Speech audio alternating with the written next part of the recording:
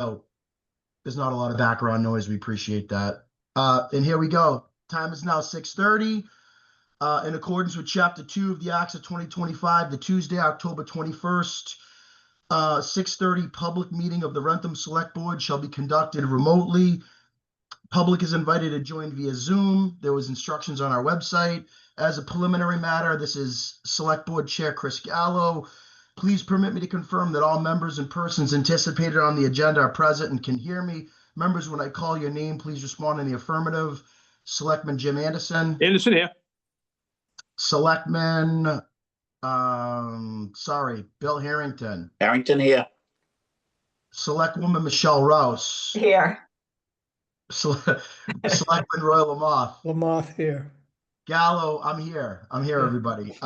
Staff, when I call your name, please respond in the affirmative. Town Manager Mike King. Present.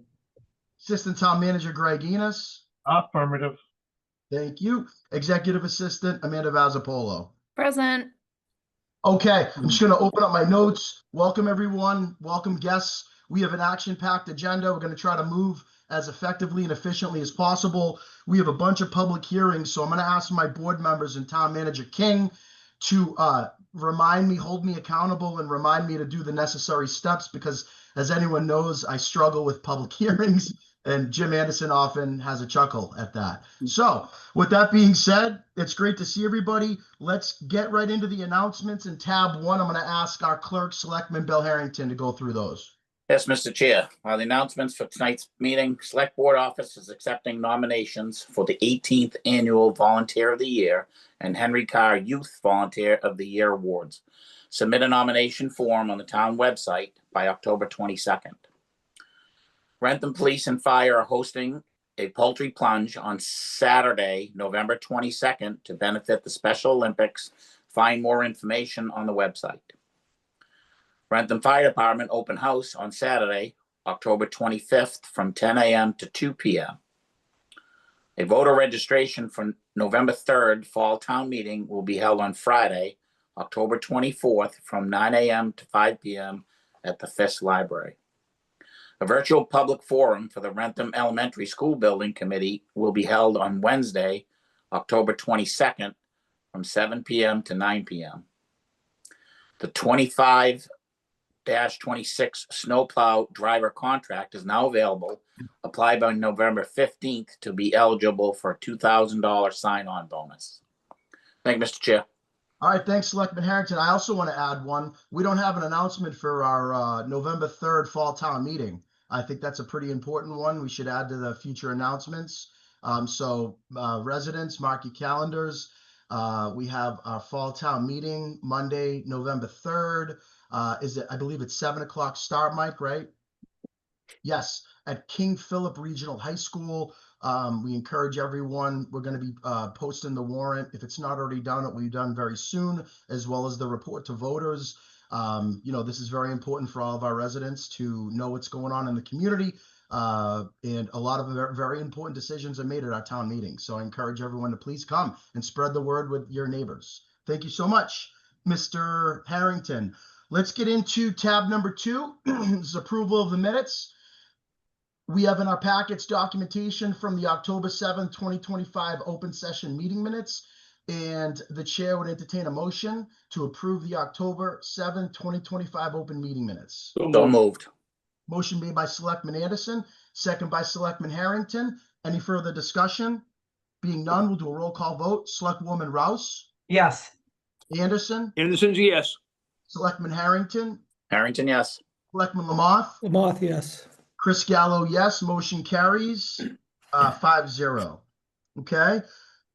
We have at 6:35, we have our first signage request public hearing. But, board, before we get to the public hearing, we thought it would be prudent to have a discussion on our street sign policy. I thought it would be a good idea to have Mr. King, our town manager, kind of bring us up to speed as how we've kind of handled these street sign policy requests in the past, as this board knows and will share with the public, our board really is committed to transparency. We really try to take a look at the policies every time we vote on one. If we see an area of opportunity for us to update the policy, make it more user-friendly, we try to go ahead and do that, have an open dialogue and conversation amongst us as a board. So Mike, do you mind just giving us a quick kind of what we used to do, some suggestions that, you, myself, and Michelle kind of came up with for the board, and then I want to open it up for a dialogue with the rest of the board. Yes, thank you, Mr. Chair. So as far as the discussion around a street sign policy, previously street sign requests were simply placed on the agenda and voted upon by the board without a public hearing or notices. The select board does not currently have a formalized process. The process that is being utilized this evening for street sign requests is to hold a public hearing, which includes a notice being published in the newspaper, in this case the Sun Chronicle, and mailings to residents on the subject street, informing them of the street sign being considered in an effort to increase transparency around this process. Thank you, Mr. Chair. Thank you. So as you can see, we've done a slight change, board, to the way that we kind of used to do it. Obviously, we're open to feedback from all board members. And as we progress tonight, we're not going to vote on the policy tonight, even though we do have 2 street sign requests. We're going to kind of take the feedback from the board, use this as a learning session, and then gather the feedback, and then Mike will compile that and we'll vote on it at a future meeting, if that's okay. So I'd like to just start with Selectwoman Rouse. See if you have anything to add, Michelle, what we're currently doing, what you think we should be doing, and just kind of get the kind of creative juices flowing for us. Sure, thank you. Since I was involved in some of the thoughts in terms of where this would go, I guess, just another added recommendation would be to tie in anyone within services, DPW, police, fire, et cetera, and get their feedback on the request as well.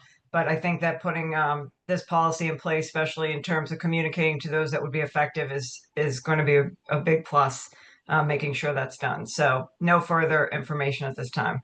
I think that's a great suggestion. And as you'll notice, as well as the people tonight will notice, we do have with us our DPW director, Brian Antonoli, as well as our police chief, to do just that, weigh in on these 2 sign requests. So that's a very good addition. Thank you for sharing that with us, Michelle. I'm going to go to Selectman Anderson. Yeah, thank you, Mr. Chair. No, I actually concur with Selectwoman Rouse. My suggestion was going to be getting those stakeholders involved as well.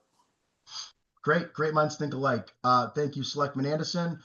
Selectman Harrington. Yeah, thank you, Mr. Chair. I other than the same getting the stakeholders, public safety, and feedback from the neighbors, I have nothing else. All right, that's great. Thank you so much. And Selectman Lamothe. I'd just like to see a written policy, so just to have it formalized and be able to read through it. Yeah, I think, and Roy, I think that's the intent here, is we're trying to that's great. see what we're doing, then we're going to take the feedback and then come up with a written policy that we can then vote on at a later meeting. But 100% agree with you. We need to have transparency. We want, we never want to come across as, one situation gets certain treatment, another situation gets a different treatment. We want there to be consistency for the voters across the board and the stakeholders.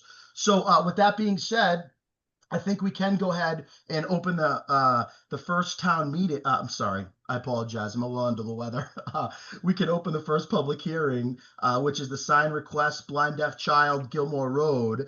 And I'm going to have my cheat sheet here. So at this time, the chair would entertain a motion to open the public hearing. So moved. Second. Motion made by Selectman Anderson, second by Selectman Lamothe. Any further discussion? Being none, do a roll call vote. Selectwoman Rouse. Yes. Selectman Anderson. Anderson's a yes. Selectman Harrington. Harrington, yes.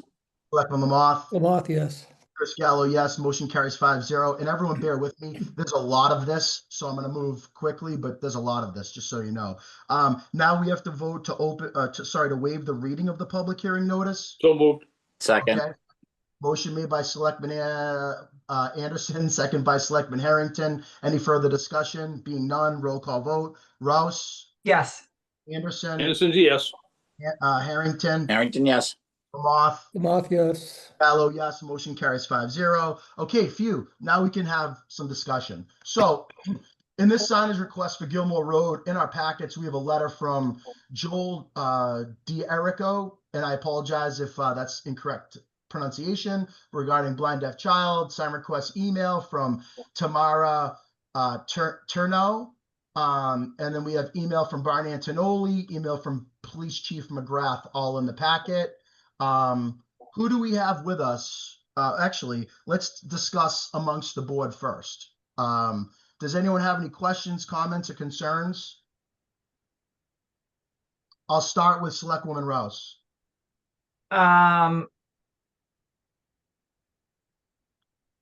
It seems pretty laid out well here in terms of the pictures from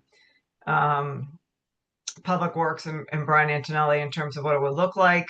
I don't have any questions about that. I'm just wondering in terms of when we get there, who's in attendance requesting this specifically. Yeah, that's a great point. And I know we're discussing this as the board, but who do we have with us for either is the actual property owner, the guardian or parent for this child on Gilmore Road? Is that person with us? Hi, my name is Tamara Turno-Dorico, and I was the person who originally sent that email. The mother of the child, they live right across the street from us. She's working. She always works the night shift, so she can't attend tonight, but I was the one who originally sent that email.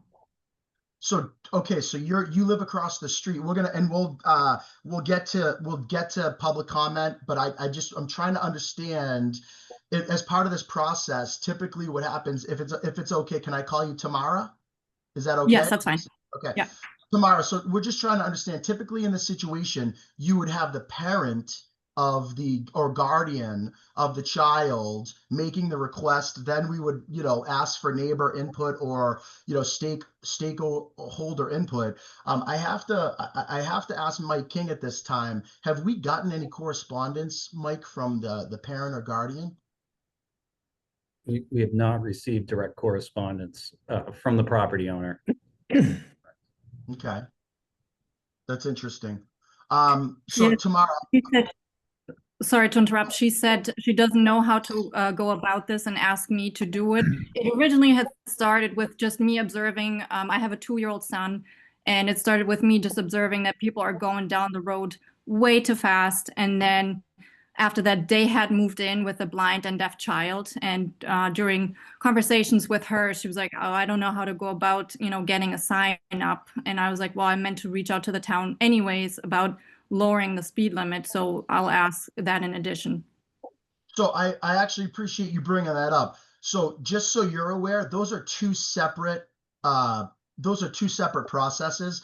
Getting a sign, like for a blind or deaf child, there's one process that the board has to follow. Then when you talk about reducing speed limits, and I'll have Brian Antonoli, when we get to him, speak to this, but there's a whole nother process that has to be in place with, they have to do actual data, they have to do traffic counts, like it's a whole nother process. So these two are not mutually exclusive, just so you know. I understand.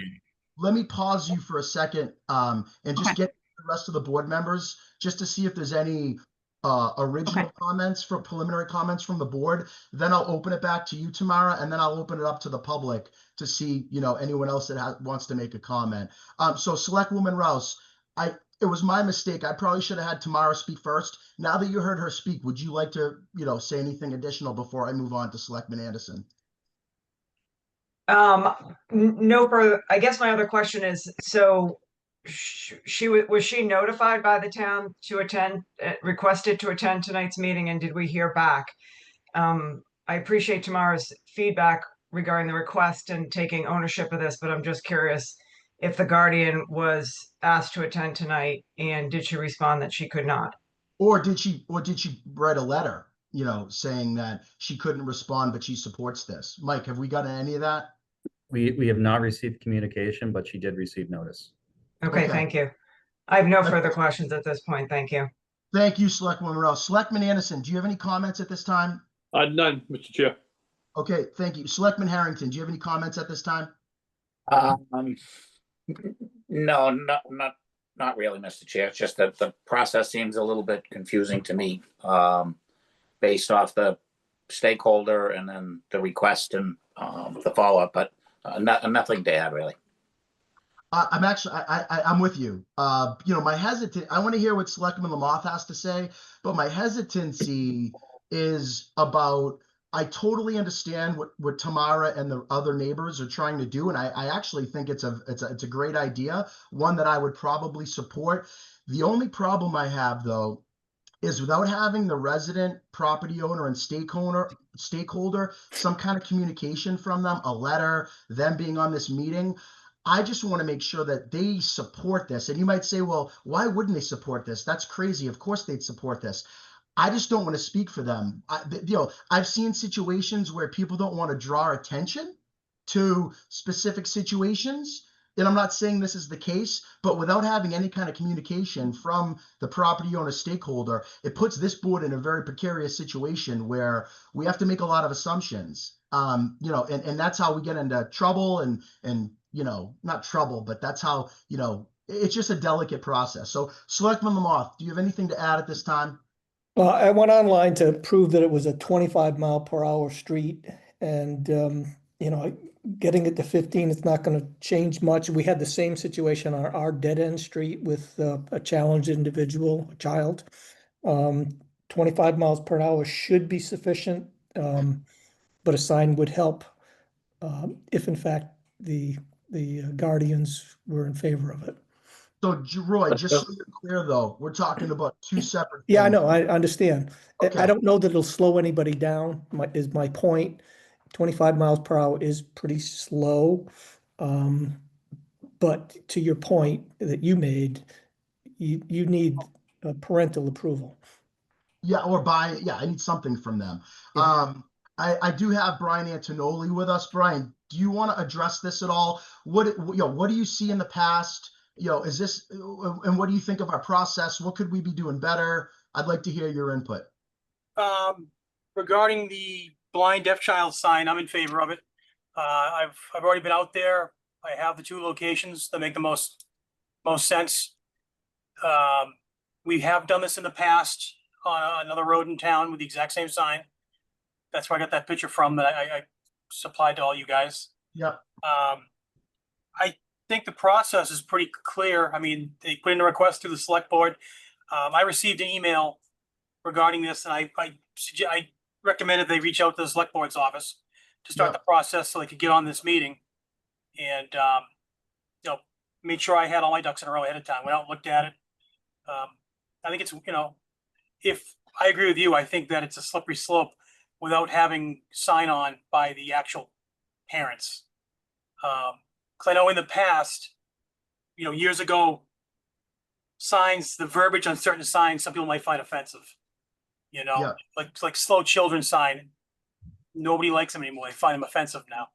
Right. So it's definitely important to get something from the actual parents. Make sure they're good with the verbiage and the sign in general. Mr. Chairman? Yes, sir. Can I ask Brian if that's blind deaf child is the Madison Street sign?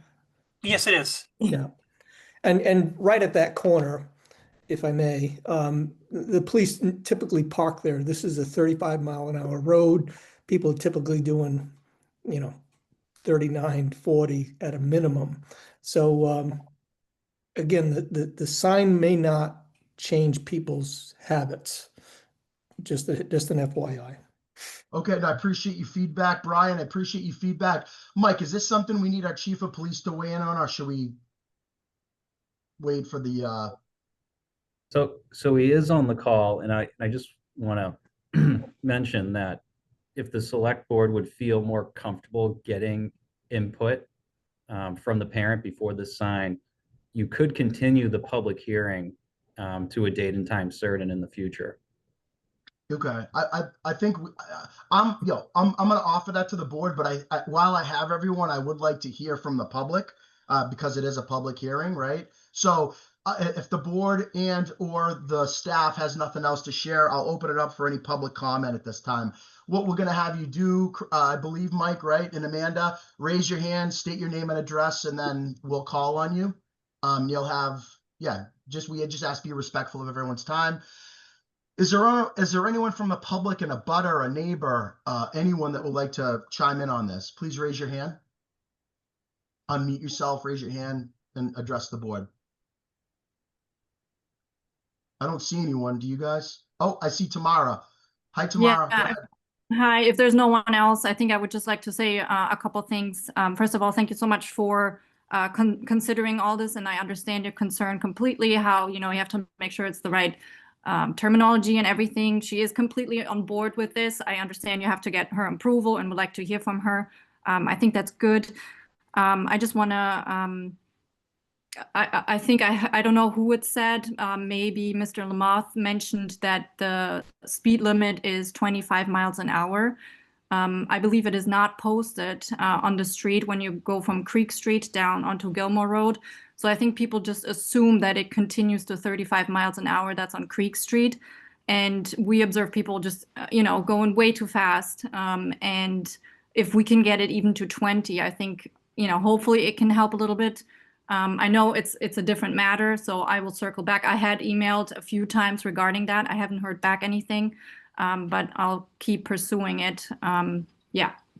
I think, and Tamara, I think we're trying to establish our policy for the street sign. And then while we're talking about that, we're also talking about what the policy would look like for the speed limit process as well. So we'll make sure that someone responds to you on that, and we can get that on a later select board meeting conversation. So if no one else from the public, you're very welcome. If no one else from the public has anything to say, I'm gonna make a motion to close the public hearing. Mr. Chair, I recommend continuing the public hearing if you're in that. Hey, for the record, that wasn't in your little cheat sheet that you sent me. So Chair would entertain a motion, and I apologize, this is not my strength. Chair would entertain a motion to extend or continue the public hearing. Continue the public hearing, and I have a recommendation. What date should we use? So it'll be to a date and time certain. So that date and time. So the next meeting of the select board is Tuesday, November 4th. And there currently aren't any public hearings being held, so you could have it at 6:35 if you so chose again. So Chair would entertain a motion to extend or continue this public hearing to Tuesday, November 4th at 6:35. So moved. Motion made by Selectman Harrington, second by Selectman Anderson. Any further discussion? Being none, we'll do roll call vote. Selectwoman Rouse? Yes. Selectman Anderson? Yes. Selectman Harrington? Harrington, yes. Selectman Lamoth? Moth, yes. Gallo, yes. Motion carries 5-0. We'll be back in touch. Maybe that gives us an opportunity tomorrow to have the stakeholder resident reach out to us, get a letter to us, so that we have all the information we need. Okay. Thank you very much. Okay. It's 6:53. We do have a 6:40 hearing that we could do really quickly before we get to that 6:53 hearing. So if we go to tab number 4 in our packets, this is a application for license amendment to have it in the square, 1 Premium Outlets Boulevard, Unit 252, change of officers, directors, LLC manager, and change of ownership interest. We have some documentation in our packet, and I believe we have with us Attorney Elizabeth Pisano. Good evening. Hi, Attorney Pisano. We'll be with you in 1 minute. Okay. So at this time, Chair would entertain a motion to open the public hearing. So moved. Motion made by Selectman Anderson, second by Selectman Harrington. Any further discussion? Being none, we'll do a roll call vote. Selectwoman Rouse? Yes. Anderson? Yes. Harrington? Harrington, yes. Moth? Yes. Gallo, yes. Motion carries 5-0. Now, Chair would entertain a motion to waive the reading of the public hearing notice. So moved. Motion made by Selectman Harrington, second by Selectman Anderson. Keep doing that. This is good, guys. Any further discussion? Being none, do a roll call vote. Selectwoman Rouse? Yes. Anderson? Harrington, yes. Yes. All right. I get it. Gallo, yes. Motion carries 5-0. Now we can discuss Attorney Pisano, thanks for joining us. Can you give the board a quick summary as to what we're trying to accomplish this evening? Yes, absolutely.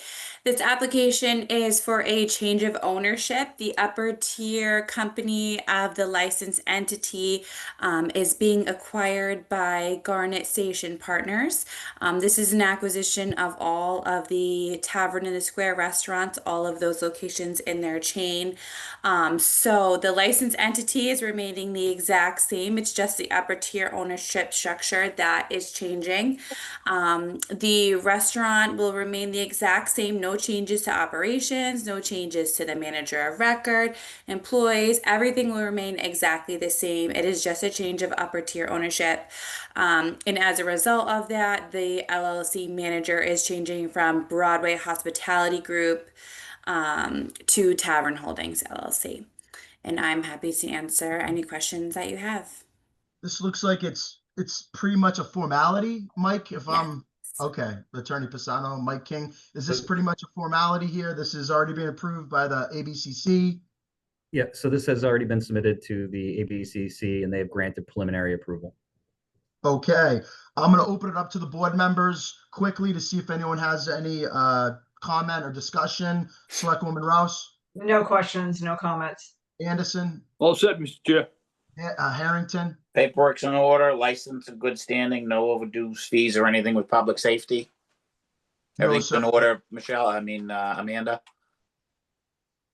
No, they wouldn't be at this point if they Okay. had any. Yep, I'm good, thank you. All right, thank you, Bill.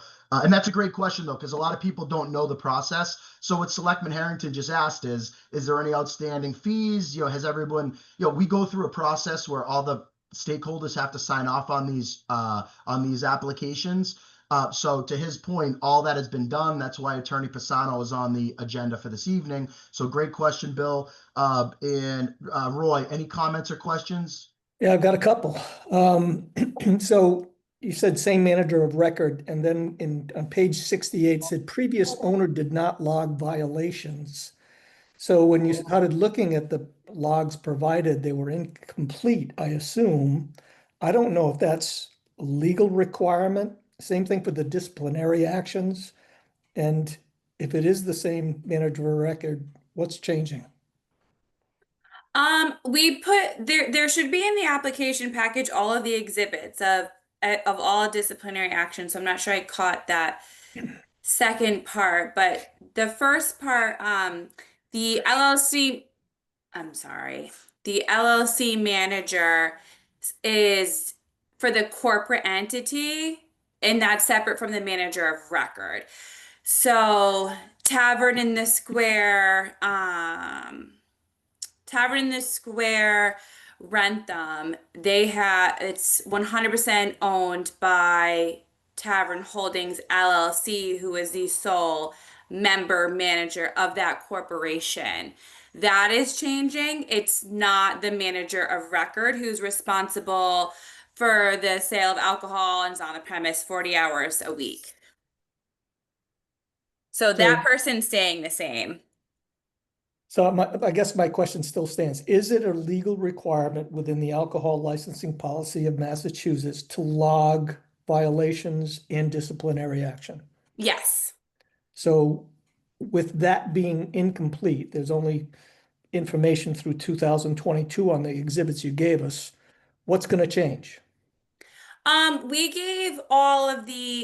submitted everything from is there something specific you think is missing from the application package? I'm just trying to get an I'm just understanding. saying it was stated on page 68 that the previous owners did not log violations. And then when you looked at the details on the exhibit you provided. Who is stating that? My page I 68, don't know I think who is wrote it. Page different. 68 of the data we have says that. Think you're Exhibit page D. 68. Exhibit D, for your reference, Attorney Pisano, I believe is what Mr. Lamoff is referencing. Okay, hold on one sec. Let me just pull this specific one up. And although I'm very interested in hearing the response to this, Mike, is this outside of our purview? Is this, I just want to make sure we're not kind of stepping outside of our purview here. I would say this is definitely digging into the weeds. but the I'm select happy to board- answer the question. I'm just pulling up Wrentham specifically. All of this was filed back in May with the ABCC, so they are satisfied with everything that we have disclosed. Just because there's so many locations, we went through the pre-approval process with them. But let me scroll down to page 68 of my packet and see if it's just the same. Hold on. 2 seconds. So the list I have, yeah, Exhibit D, list of violations, suspensions, revocations. And then it follows a big chart and it goes from 2012 until, no, actually it goes back until 2003. It's 3 pages. One, Yeah, two, yeah, I it's know. 3 pages. It stops around 2022. And it was your comment that caught my attention. Previous owners did not log violations. So I'm just asking, is Oh, that, so let me see if I can share screens with you and make sure what you're seeing is what I'm seeing. Hold on.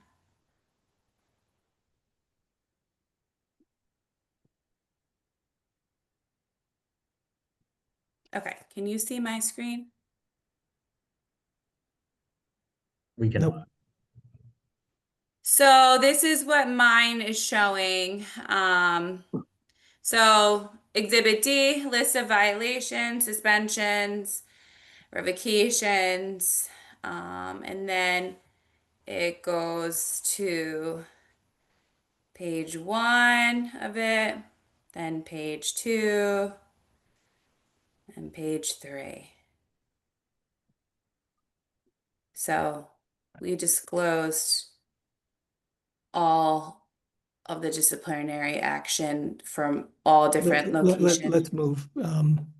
But we'll find out when we start talking about the alcohol license policy, but it's obvious that something is not 100%. And I'm not looking at the log. I was looking at the page 68 of the original information, that packet that Amanda sent out. So it may have changed page numbers on your. Okay. Yeah, Okay. I'm gonna move this along, Yeah, guys. move on. Yeah, we're gonna move this along. Can you stop sharing your screen so that Sorry. no, that's okay, Attorney Pisano. Thank you. Oh, And if there is an issue, Roy, we'll dive into this either offline or at another time. But I don't think there'd be at this point with the ABCC if there was an issue. So we had a discussion. All the select board members contributed. This is a public hearing, so I'm going to open it up for public comment at this time. Anyone from the public would like to say anything? Give you a few seconds. 5, 4, 3, 2, 1. Okay, none. Now, Chair would entertain a motion to vote to close the public hearing. So moved. Second. Motion made by Selectman Anderson, second by Selectman Harrington. Any further discussion? Being none, we'll do a roll call vote. Selectwoman Rouse, Yes. Anderson, Anderson, yes. Harrington, Harrington, yes. Lamoth, Moth, yes. Gallo, yes. Motion, excuse me, carries 5-0. Now that we're closed, we have, let me go back to the original tab here. We have a motion in place to either approve or deny the change of officers, directors, LLC managers, and change of ownership interest to the license amendment application for Tavern on the Square located at 1 Premium Outlets Boulevard, Unit 252. So the chair would entertain a motion to approve. So moved. Is there a Second. second? Motion made by Selectman Anderson. Who was the second? Me. Second by Selectwoman Rouse. Any further discussion? Being none, we'll do a roll call vote. Selectwoman Rouse, Yes. Anderson, Anderson, yes. Harrington, Harrington, yes. Lamoth, Lamont, yes. Gallo, yes. Motion carries 5-0. All thank right. you. Thank you so much. Have a good night. You too. Go to tab. We're going to go to tab 5 now, I believe. Correct? This is another public hearing.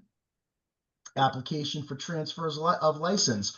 Hot shot to Puff and Pour, 60 South Street.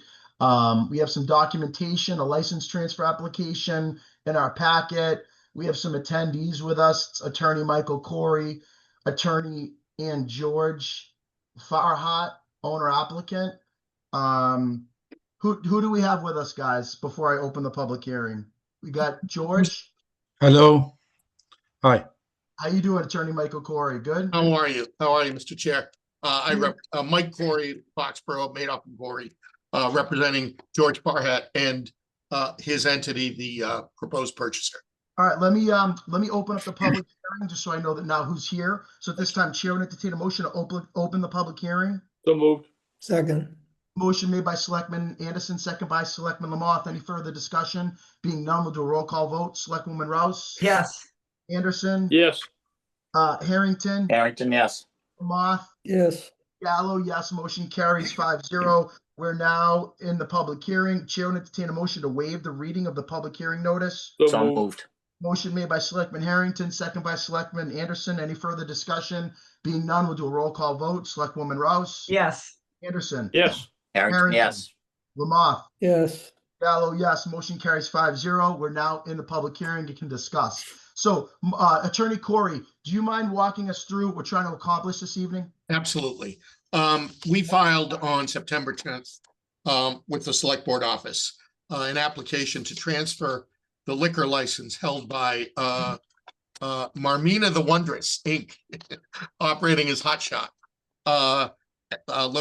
which license is located at 60 South Street. It's a wine and malt beverage license, and the applicant had a purchase agreement with the current license holder and seller. We submitted the purchase agreement with the application on September 10th because inventory had fallen and the seller really essentially was losing interest in it. We went back to the seller and negotiated a reduction in the purchase price, evidenced by the amendment to asset purchase agreement that I sent to Mr. King and Ms. Vasapolo. And this agreement was signed on Friday, last Friday. We sent it on Monday. The application proposes a sale for $75,000, including the license, the business assets limited, and the inventory from the current owner to Puff and Pour with a proposed DBA of the Wrentham stop. The applicant already has a beer and wine license located that he uses at a location with an address of 10 Taunton Street in Plainville, and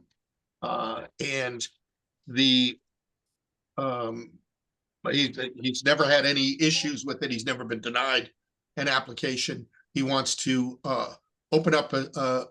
reopen the shop and reinvigorate it.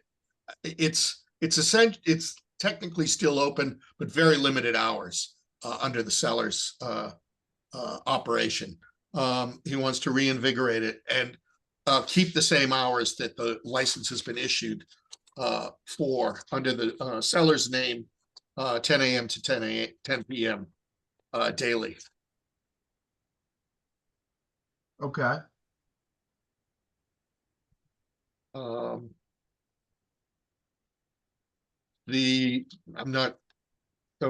That's essentially it, Mr. All Chair.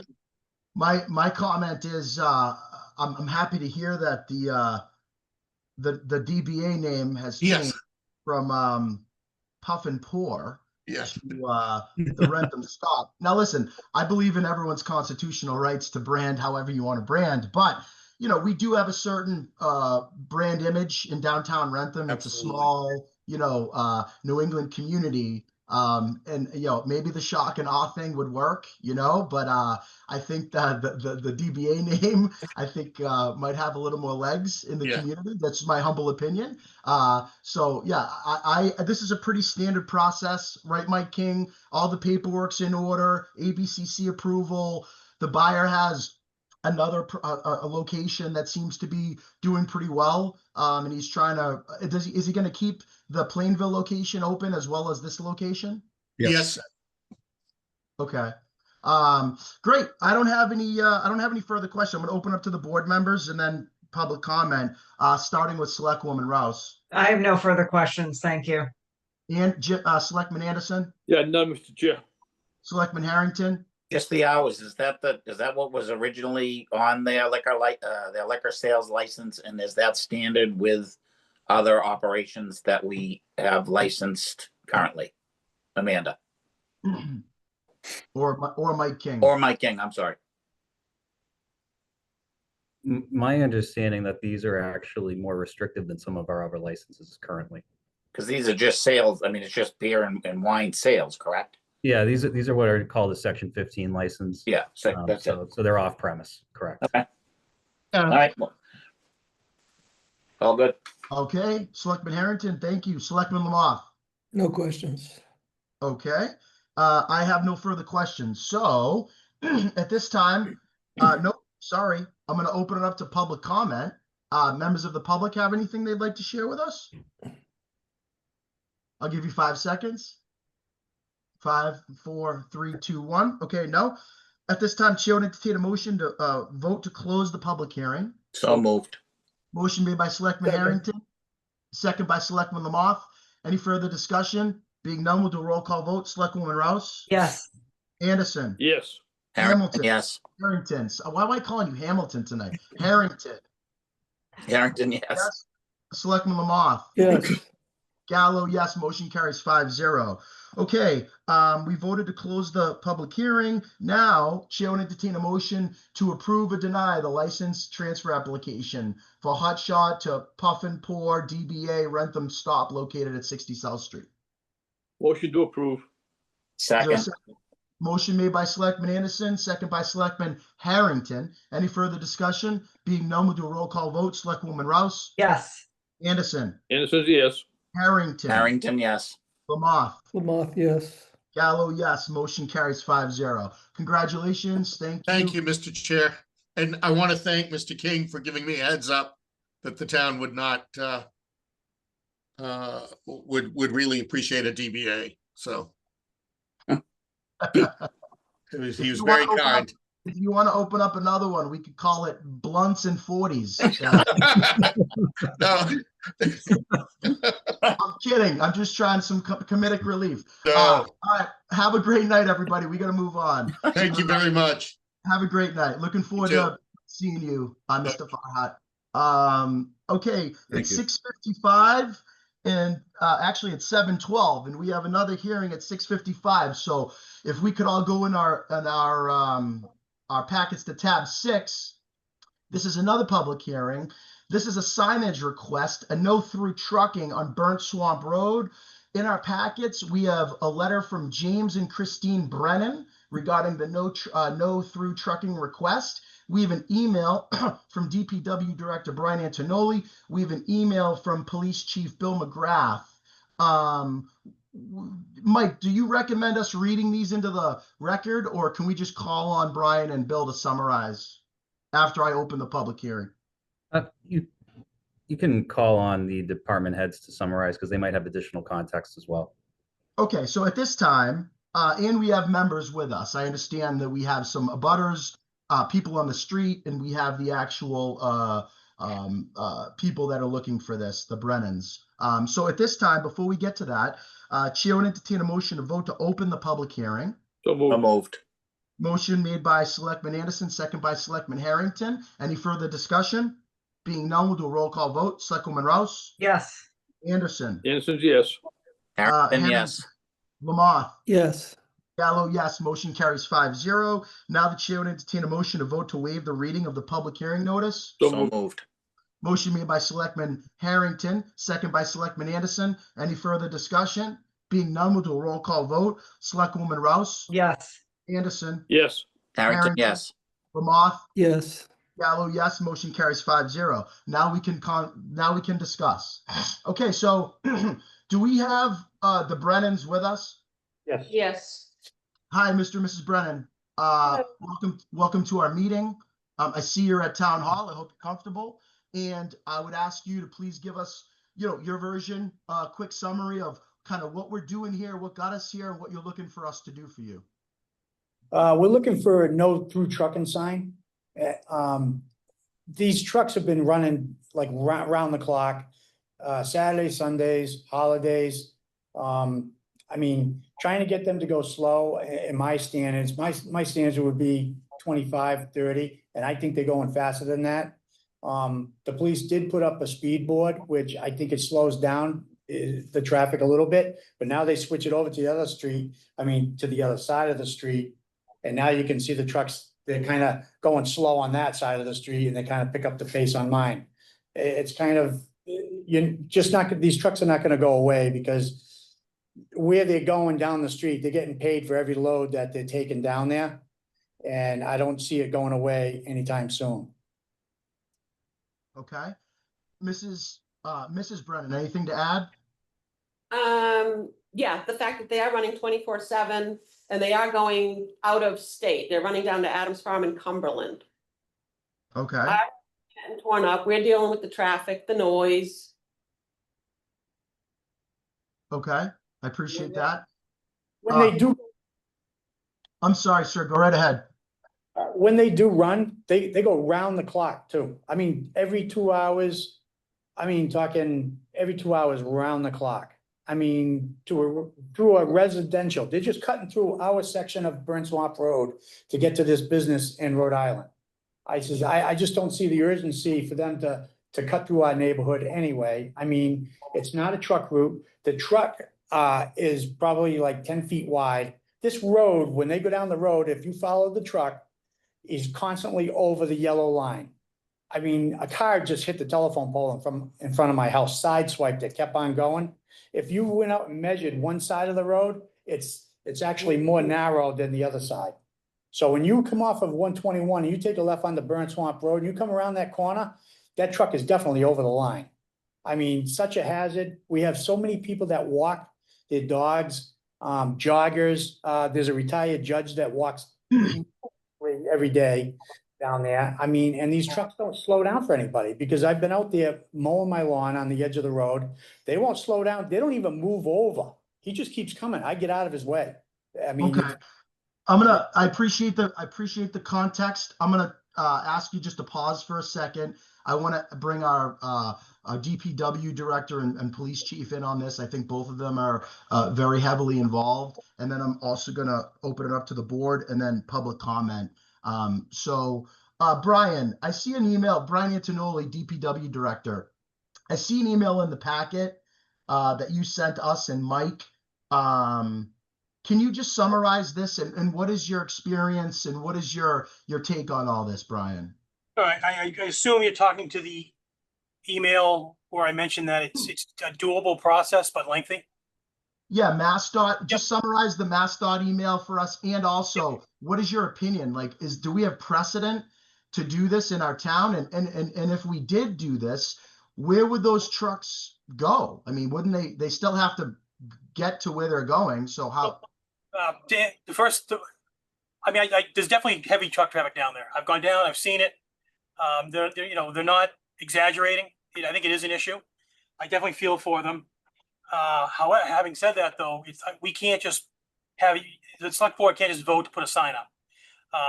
There is a process, and it does involve Mass DOT, even though it's a town road. No truck.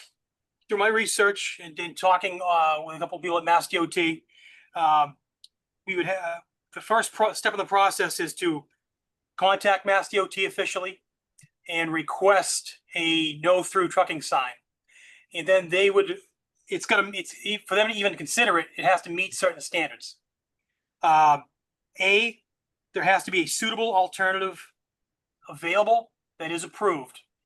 Meaning we couldn't put up a no through trucking sign if the only other way in already had one. If they beat us to the punch. The restrictions are only meant to restrict trucks as a shortcut.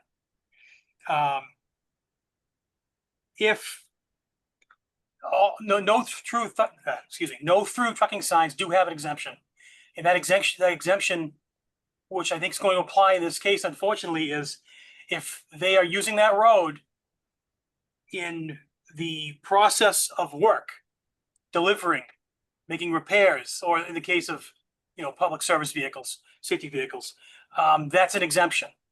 So even though the company is over the state line in Rhode Island, if the companies servicing them are coming from the other side, Massachusetts, they do have a legal right to use that road, is how I understand it.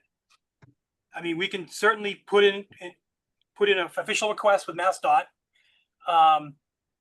which I think would be aided by all the residents on Burnt Swamp providing an email, and we can send it all to MassDOT as one package. That would certainly help. But like I say, as I read it and understand it, I think it's gonna be an uphill battle, unfortunately. Just to be totally honest. All right, anything else major to add before I bring on Police Chief McGrath and get his kind of 2 cents? I understand he spent, or one of his officers spent a lot of time there, I believe. Brian, anything else before I turn it over to Chief? No, I think I covered it. All right, well, thank you for your input. I appreciate that. Thank you for bringing that side of the story to us. Hold on 1 second. I apologize. I'm fighting off something. Do we have Police Chief McGrath? Yes, you do. Chief, do you mind giving us some, a little bit of color from your perspective?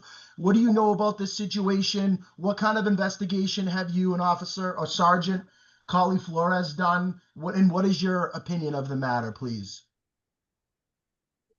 Well, there's opinions and then there's facts. There's no significant speeding going on that street over the course of a study so that the speed trailer that we actually placed, I believe it was right on near or on the property of the Brennans. Also, it doesn't only flash to slow and record speeds as they're going by, it actually creates a report. So it has software that we can generate a report from. And that's what we did. So we did a traffic study from October 9th until October 15th. And in the course of that study, there were 34 violators, which means 34 people exceeded the posted speed limit of 25. 68% of those vehicles slowed down, 99%, according to this percentage, were in compliance. The maximum speed was 52 miles an hour, but that was one vehicle. So it records average speed was 27 miles an hour for the course of the study. The minimum speed was 10 miles an hour for the course of the study. Total vehicles were 2,385 vehicles. The maximum speed was 52 miles an hour. Now, 52 is fast. I could guarantee you that vehicle, I could pretty much guarantee you, this is opinion now, not fact, that wasn't a truck, because that would be insane. We did a similar study with the same. This is new equipment we've just we just received over the last few months. So we did a similar study on Madison Street, and the max speed was 56, and we actually were able to track that down. That was a police cruiser responding to a call at Route 1. So there was some justification for that excessive speed. The thing is we've done these kinds of studies for years, and I can tell you, I lived on Creek Street, and that's a cut through from 1A to 140, and we have heavy trucks as well because of Elysium Street, the quarries, 140, the whole bit. When you're standing on the street, when you're standing in front of your house, both the sounds of the truck, the size of the truck, give off, and this is verified through numerous studies, they give you the perception that the vehicles are traveling faster. But when you document it through this kind of technology, you find out that that's generally not the case. So in this case, I do not think speeding is a problem. Now, the frequency of the trucks, that may be a problem. Our equipment doesn't record what kind of vehicles they are. The volume of the truck sound, that may be a problem. again, we don't have that, we're not able to get that information. The only other thing I can say is the Deputy Cassidy looked through the records of the MEC, the Metacomet Emergency Communications Center data. And we have, other than the Brennans, and I think maybe there was one more resident of the street that complained about speeding or truck noise. So it's not a significant complaint as well. Okay, and can you speak to what your conversations with the trucking company and the staff at Sure. were, please, Chief, please? Thank you. So in the very beginning, so full disclosure, I don't know anybody involved here from the Adams farm or the Brennans, or I don't think I do. If I do, forgive me. But when I first looked into it, I sent Sergeant Calaflores into the neighborhood. I believe at some point he may have had contact with Mr. and Mrs. Brennan. I think he may have even conducted some speed enforcement from their residence or right in the area of their residence. And he found out, and this was before we actually employed the traffic trailer, he found the same thing, that he had no violations for frequent visits that he made. So on my own, I just did a little, I've never been to Adams Farms, but I researched it, Googled it, and I came up with some of the people who are the players there. And I spoke to one of them, and I explained the problem, and he was empathetic to the situation, but his concern was that I believe he said that this has been going on. I'm looking at my email now for many years anyway. They've had this a company that they contract with to deliver this cranberries or whatever they are, and I did get him to agree to communicate with the trucking company to avoid Burn Swap Road from West Street down to Hancock. So what he said, and I hope there's no Hancock Street residents listening to this meeting, what he said is he would have them continue down, take a left on Hancock, and then a right on Burn Swap to avoid, in particular, the Brennan residents. I have no way to enforce that. That was just me doing my community policing, and he did agree to it. But then following that, I believe the Brennans reported that the truck traffic continued. So again, I made my community policing call back down to Rhode Island, and I said, hey, it seems to be continuing. And he said he would call again, and he did, according to him. And he said, the problem is sometimes there's different drivers. So he communicates it to one group, and then different drivers tend to not follow it. One thing I observed just the other day driving by is Adams Farm has a large sign at the end of Brent Swamp Road that I think it might be a seasonal sign, maybe because of the fall and all of that and Halloween coming up. And perhaps they'd be willing to change to even move that sign further down the road, because I think that even though they're advertising, an activity that has nothing to do with trucks on their farm, that might be a marker that a truck driver comes down, sees it, and he goes, yep, that's Adams Farm. And he takes a left on Brent Swamp instead of a left on Hancock.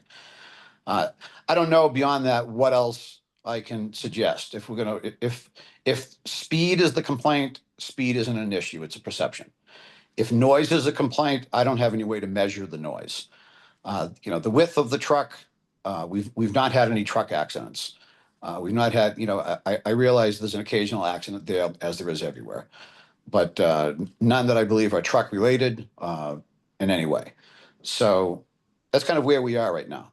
So Chief, My only concern with this in general is if there is a slippery slope potential here. If you start putting up signs or petitioning to put up signs to cut off truck traffic, I can tell you right now that we've had this issue arise many times over the years, and you would have a lot of similar requests come up very quickly unless this is grounded in very factual and documented process. right, okay, I appreciate the very good explanation. So just to summarize, Chief, in your professional opinion, based on the facts you presented, you do not advise the town to set this precedent by imposing the traffic restrictions on these trucks. I do not. Okay. I appreciate that. I appreciate Brian's input. I'm going to open up to the board members at this time before we open it up to the public, starting with Selectwoman Rouse. Chief, please stay on in case someone. I am staying on, yeah. Selectwoman Rouse. Thank you. I appreciate all that information. Of course, resident safety is our ultimate concern, but I also echo Chief McGrath's concern in terms of setting a precedence. I think that every road in this town could have the same complaint in terms of traffic with trucks as well as speed, etc. So it would be like a can of worms. I'm also going to just lean on the expertise of Chief McGrath and certainly Director of the DPW, Antonelli, with their recommendations and the information presented, because they are the experts and have done the extensive study and looking into this. So I'm going to rely on their opinions in this matter. So no further questions. Okay, thank you. Selectman Anderson. Yeah, thank you, Mr. Chair. So after the report we got from Chief McGrath, and if we couple that with Brian Antonelli had mentioned, I don't believe that DOT would even entertain that thought. So that's all. That's the only comment I really have. Okay, thank you. Selectman Harrington. Thank you, Mr. Chair. Thank you, Mr. Police Chief McGrath. Very comprehensive study that was completed. I just have one question. Of the 2,385 vehicles that were traveling on that road during that time span, is there any idea as to the time frame? The heaviest traffic is early morning, midday, anything additionally on that by chance? I do have a detailed report. It reflects it. It's a pretty detailed report, and probably too much for me to go into right now. In general, it reflects exactly what you would think. I mean, again, it's not recording the types of vehicles. It's just recording that number of vehicles pass. So Right. as you would expect, the vast majority of those vehicles are traveling the road during what you might call business hours. Business hours. Okay. The daytime. Yep. But, I'd be happy to share this with the Brennans or anyone else. And I also want to throw in there, the best approach to this, or let's just say another approach to this, may be to go completely informal. And I'd be more than happy to invite the owners or whoever's managing Adams Farm to my office with the Brennans and sit down and talk about it and see if we can come up collectively with some kind of informal solution on that truck traffic. I don't know if we can or not. I'll invite the truck company too. Mhm. I don't want to imply that just because there's one person complaining that it's not an issue. I'm just rolling out the facts as they're as they are formally. So if someone wants to take me up on that offer, I think I could probably get all the players to the table. Maybe we'll come out of it with nothing, or maybe we'll come out of it with something. So I just don't see formally how we're getting anywhere. All right, thank you, Chief. Appreciate it. Thank you, thank you, Chief. Thank you. I have no further questions. Okay, thank you. Selectman Lamothe. you have I'm the good. floor. Thank you. You're all set? Okay. Yep. Yeah, so let's open it up to the public at this time. We heard from the Brennans. Do we have any other neighbors or anyone that would like to comment to the board? Please Yes, speak. you do. Good is it- evening. How are you? Hi, can you state your name and address for the record, Of please, sir? course. My name is Brad Greenberg. I am the homeowner at 63 Burnt Swamp Road, which is directly across from the Brennan residence.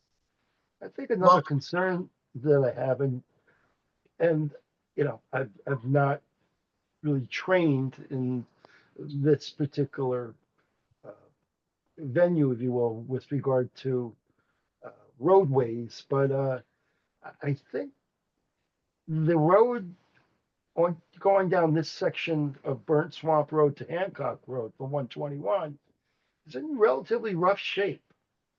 I'm sure that everybody who's on attending this meeting has seen that. They have repaired it several times.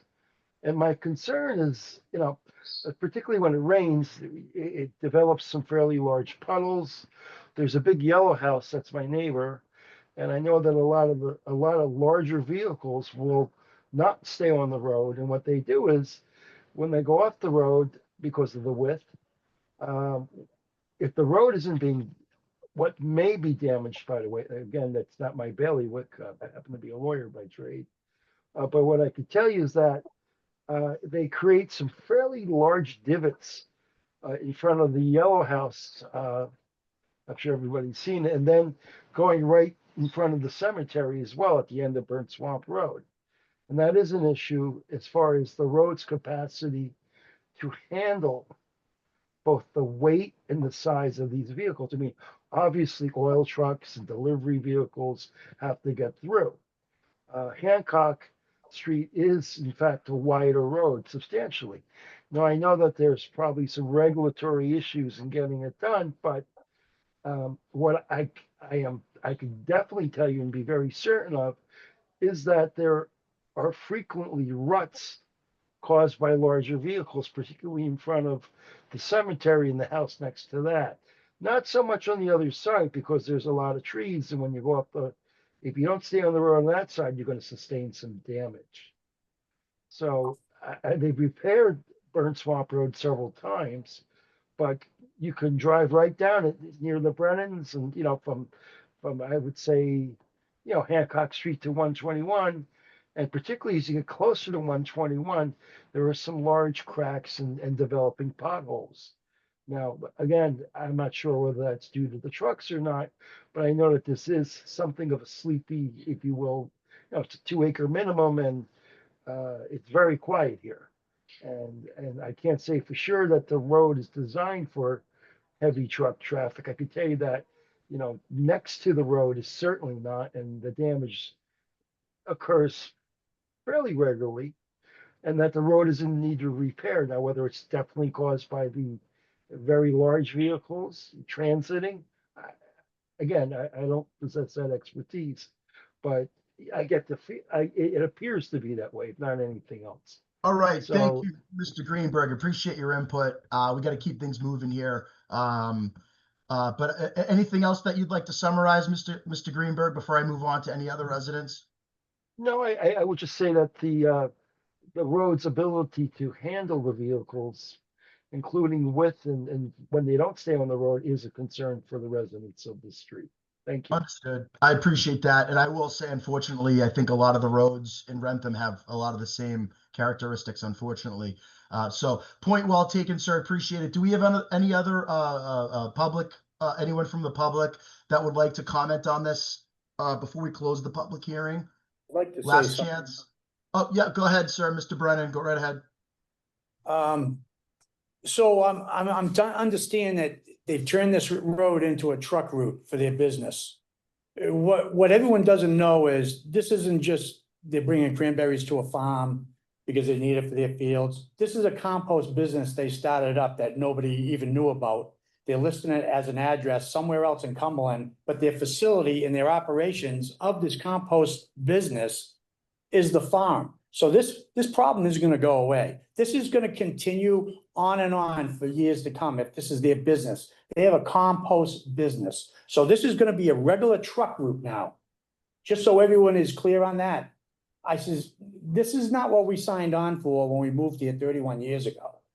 I mean, we didn't agree to any compost business down there. A farm is one thing for corn stalks and going to get a pumpkin seasonal. Their signs on the end of our street are representing a beer garden now. And those signs stay up all year long. They're big pumpkins and they're kind of ugly signs, but and they violate the zoning bylaw for signs. I already spoke with the building inspector. He's supposed to take them down. I haven't gotten anything back from him, but they're still up. So now we're to believe that this is going to be just a truck route now from now on. That's crazy because these trucks just run whenever they feel like. I mean, we have so many people that walk on that street. It's crazy. I don't know. I made a suggestion. They go down my street and go out Hancock Street just to break it up. That has not happened. I got to commend the chief for talking to them, but they said they would reroute the trucks. Hasn't happened at all. At all. I only seen one truck go down Hancock Street and, it's just not happening. They don't care. It's period. I mean, if this is going to be a truck route, I mean, that just changes the way we live over there altogether. Mr. Brennan, I'm very sympathetic to what you're saying. I really am. We have to kind of go on the facts that are being presented to us from, our policy experts, which are our DPW director, as well as our chief of police. Believe me, I'm very, very sympathetic to the issue. I know there's a lot of roads in Wrentham that, feel like they're traversed similarly. Whether they are or not, I'm not here to speak to that, but I do have sympathy for you guys in the situation. We are paying for it. We're paying for them roads that they're using to go to Rhode Island. So we're the ones who are gonna pay in our taxes to repair these roads, that's nonsense. Right. mean- and unfortunately, that's not a topic that I can broach. That's a little outside of our purview on the scope of this meeting. So I appreciate what you're saying. We understand what you're saying. I'm going to ask if there's any other members of the public that would like to make a comment before we close the public hearing. I'll give you a couple seconds to chime in. Anybody else? Yeah, I have a comment. Hi, Chris. Brenda Eiley, 125 Burnt Swamp Road. Hi, Brenda. I have to be honest, I'm set far back off the road, so I hear trucks, but I don't think I experience it quite the same as the Brennans or their neighbors across the street do. One thing I can tell you is that anecdotally, years ago, I was traveling Upper Union Street and I encountered an 18-wheeler trying to make that 45-degree turn. And I called Franklin DPW about that because the truck got stuck. And so what occurred is, these truck drivers use Waze or whatever traffic apps, and it routes them through the shortest distance. And Upper Union Street in Franklin is also not designed for trucks, especially not 18-wheelers. I don't know how big these trucks are, but I'm wondering if when Chief McGrath sits down with the Brennans and the trucking company, if they can maybe figure out the best route, and maybe coming from 295 is a better option. That's my suggestion. I appreciate that. We'll relay that to the chief, and I appreciate you. Appreciate your comment. So at this time, we're going to close the public hearing. So Chair would entertain a motion to vote to close the public hearing. So moved. Is there a second? Guys, you can Second. go on this if you want, but Second. thank you. Motion made by Selectwoman Rouse, second by Selectman Harrington. Any further discussion? Being none, we'll do a roll call vote. Selectwoman Rouse, Yes. Anderson, You're muted, Jimmy. Yep. Anderson's yes. Harrington, Harrington, yes. Lamoth, Lamont, yes. Gallo, yes. Motion carries 5-0. We're closed. We're closed. Okay, so now we need a motion to approve or deny the request for a no trucking sign on Burnt Swamp Road. Does anyone want to make a motion to either approve or deny this? Mr. Chair? Yes. So if I understood this correctly, I don't think that's something we can actually do tonight. It's gonna be approved by DOT. No, my understanding is we can make our motion, and if we approve the motion, then Mike King and or Brian would follow up with DOT to see if it would stick. Is that correct, Mike? Or Yeah, so what you'd be voting on is, do you want to pursue this further, right? Does the select board support this? And the town of Wrentham then going to MassDOT for this sign and getting their official approval. That's what's on the vote tonight. so does someone want to make a motion to either approve or deny the no through truck sign? I'll make a motion to approve. Mr. Chair? Is there a second? I'll second it. Okay, we'll do a roll call. Any further discussion? We'll do a roll call vote. Selectwoman Rouse, No. Selectman Anderson, Anderson, yes. Selectman Harrington, Harrington, no. Selectman Lamoth, Lamont, yes. Gallo, no. Motion is denied. 1, 2, 3 to 2. Do I have to make another motion, Mike, or is that it? Yeah, I would make a motion to formally deny, just to have it on At record. this time, Chair would entertain a motion to formally deny the request for a no through truck sign. Motion approved. Is there a second? Oh, I'll second it. Motion made by Selectman Harrington, second by Selectwoman Rouse. Any further discussion? Being no, Selectwoman Rouse, Yes. Selectman Anderson, Anderson, no. Selectman Harrington, Harrington, yes. Selectman Lamoth, Moth, no. Gallo, yes. Motion carries 3-2. All right, I'm sorry. I know, this is a tough one. We apologize. This is a very tough situation, and I support the decision that we made, though. So, all right, at this time, we're going to move on. Let's go down to tab number 8. So, tab number 8 is a letter of resignation with regrets from our good friend and longtime Wrentham resident, former selectwoman Gail Pratt from the Elderly and Disabled Tax Aid Committee. In our packets, we have a resignation letter from Gail Pratt. It's a very quick letter. Selectman Harrington, do you have it available if you read it into the record? Which tab is it? Tab 8, I'm sorry, tab page 145. Yep. So, letter dated October 6th. Dear Select Board, I wish to resign from the Elderly and Disabled Tax Aid Committee. Thank you for your assistance. Gail Pratt, sincerely, and attested by the town clerk and Fisk. Thank Stamped you. and dated October 6th, 12:27 p. All right, thank you so much. Yeah, unfortunately, sometimes we have wonderful people that, determine they can't fulfill their obligations anymore. This is one of those situations. So at this time, Chair would entertain a motion to accept the resignation with regrets of Gail Pratt from the Elderly and Disabled Tax Aid Committee. So moved. Motion made by Selectman Harrington. Was there a second? So moved. Second by Selectman Lamoth. Any further discussion? Being none, we'll do a roll call vote. Selectwoman Rouse, Yes, with regrets. Selectman Anderson, Yes, with regrets. Selectman Harrington, Harrington, yes, with regrets. Selectman Lamoth, Lamoth with regrets. Gallo, yes, with regrets. Thank you for your service to the community, Gail Pratt. That's done. Now, with that, there's opportunity, right? So I believe, if I'm not mistaken, Mr. King, we actually have two spots for the Elderly and Disabled Tax Aid Committee now that we just accepted the resignation of Gail Pratt. Is that correct? That is correct, Mr. Chair. Well, luckily for us, we have two wonderful residents on board with us this evening.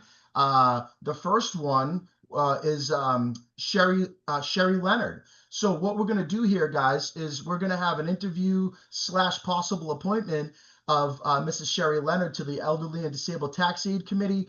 In our packet, we have documentation. And with us, we do have Sherry Leonard herself. Sherry, I'd like to welcome you to the meeting. If you could unmute yourself and say hello. Hello. How are you? Can you hear me? Yes, I can. Can you hear me? Yes, yes. Nice to see you. Thank you for joining this evening. Thank you. And thank you for your willingness to serve the community. Thank you for your 50+ years as a Wrentham resident. That's wonderful. So I'm going to turn it over to the board and see if they have any questions for you, starting with Selectwoman Rouse. Hi, Sherry. Welcome this evening. Thank And you. thank you for your interest. I'd love for you to just give a summary a little bit about yourself so the people that are listening and watching can hear what we've been able to see with your application. So I am a 50+ year resident of Wrentham. My uncle used to be the chief of police in Wrentham. I worked 30+ years as a physician assistant at the VA hospital in Brockton. And I've always been active as a volunteer in a lot of different ways. When my son was at the high school, I volunteered in different ways at the high school for a long time, including after he left. Even though I'm retired, I continued to do volunteer work at a local animal rescue.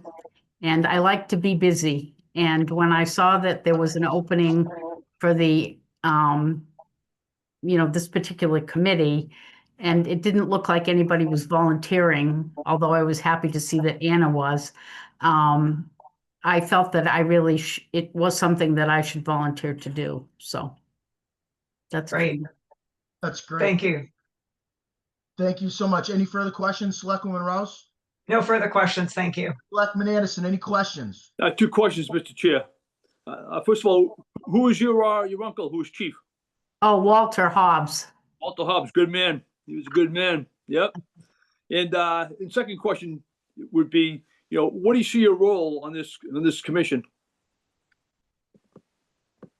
Well, my role is to support the seniors and the veterans in the community, to see that those who need to get tax relief get the tax relief that they need. And I mean, I just feel that that's really important. Okay, thank you. No further questions, Mr. Chair. Thank you, Selectman Anderson. Selectman Harrington. No questions, Mr. Chair. Just thank you, Sherry, for volunteering, and I knew your uncle also. Great guy. Thank you. He lives on. Selectman Lamar. I just want to congratulate you for 30 years as a physician's assistant at the Veterans Association and the hospital in Brockton. That's quite a feat, and thank you for your service here. Okay, excellent. All right, at this time, if there's no further questions or comments from the board, Chair would entertain a motion to appoint Sherry Leonard to the Elderly and Disabled Tax Aid Committee for a term effective immediately and expiring June 30th, 2027. So moved. Second. There was a motion made by Selectman Anderson, a second by Selectman Lamoth. Any further discussion? Being none, we'll do a roll call vote. Selectwoman Rouse. Yes. Selectman Anderson. Anderson, yes. Selectman Harrington. Harrington, yes. Selectman Lamoth. Lamoth, yes. Hello, yes. Motion carries 5-0. Congratulations, Sherry. Please go see our town, Mike. I'm having a blank. Clerk. Thank you, clerk. Our town clerk, so you can get sworn in. All right. Yes, yes. Thanks again, Sherry. Appreciate your willingness. You're welcome. Thank you. Okay. Welcome, Sherry. We also have another wonderful candidate with us this evening. If we go to the next tab, we have tab number 10. We have Anna Deschamps with us, also interviewing on a possible appointment of the to the Elderly and Disabled Tax Aid Committee. We have Anna's application in our packet. She's also with us. Anna, I'd like to welcome you to the meeting. You are you and I met at the and if you can unmute at the bottom left, there should be a microphone, and you put your cursor on there and click it, and it should unmute you. And I'm not telling you that because you don't know how to do it. I need to remind myself how to do that. Can you see it? You're still muted at the bottom left, right next to the video. There should be a thing that you click on, and it should say unmute. And while you're doing that, I'll just let everybody know oh, there you are. Hi, Anna. How you doing tonight? Oh, I don't think, can you guys hear her? Or is it just me? No.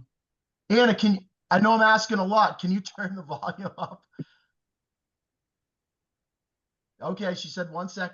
And as she's getting the volume figured out, I had the pleasure of meeting her at an event at the Senior Center, a veterans event at the Senior Center.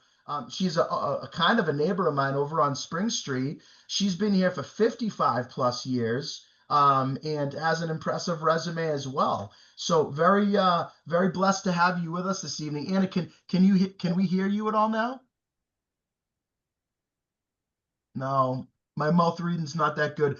Guess what? It's okay. We're gonna get through this. Maybe you can give me some head nods like you're doing if I say things that are appropriate. You've been a resident for Wrentham for 55 years, correct? Okay, that's a yes. Education background, associate's degree. She's worked at the Senior Center in Wrentham for 17 years and had experience, has much experience with the needs of the seniors. She started out being an outreach shine worker, and her passion was to help and reach the needs of seniors. She's been on the Norfolk board, Norfolk County Sheriff's Fire Department and Senior Center boards, and they meet monthly. So that's a pretty impressive resume. Does anyone else have any comments? I know this is difficult, but have any comments or questions for Anna? Board members? No? No questions. No, No question. Michelle, Jim, you good? Yep.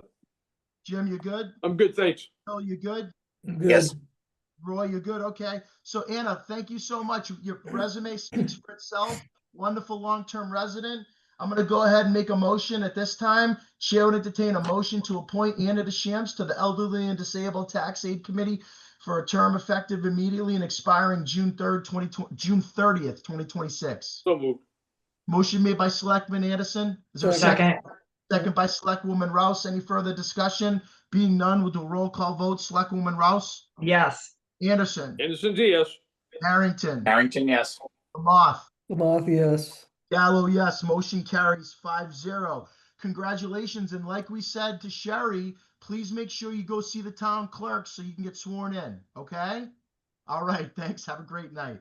Okay, guys, let's keep it moving here. Let's go to tab 11. Looks like we have an update on a Veterans Day observance. We have an email from Jerry McGovern that's in our packet. Looks like he might be with us this evening. Mr. McGovern, do you want to address the board, or do you want us to read your read your email, or what would you like to do? I can go ahead and just kind of give the highlights of it. Go right ahead, sir. So the first thing maybe is just to explain for everybody, kind of through happenstance, I've kind of become the ceremonial coordinator for American Legion for the past few years for Memorial Day, and I'm now doing it for Veterans Day. So this itinerary you've gotten, you kind of reflects a few changes we're making. One of them is the most important maybe is we're going to start a little bit earlier at 10:55 in the morning, very promptly. We want to do this in order to do a march on the colors of all 6 services, and then have a short Armistice Day historical reading. So we can do that in time before the Congregational Church's bells ring at 11 a.m., which kind of marks the 11th hour of the 11th day of the 11th month of how Armistice Day and then subsequently Veterans Day came about.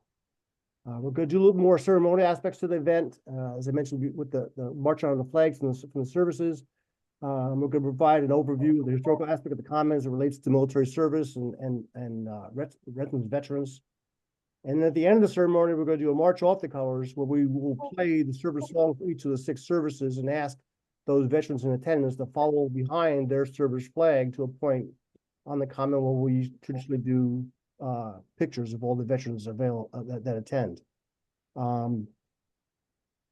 Because we're kind of adding these things to it and put a little more of a specific focus on the 6 services, we are only going to have one speaker, and that being a veteran this year.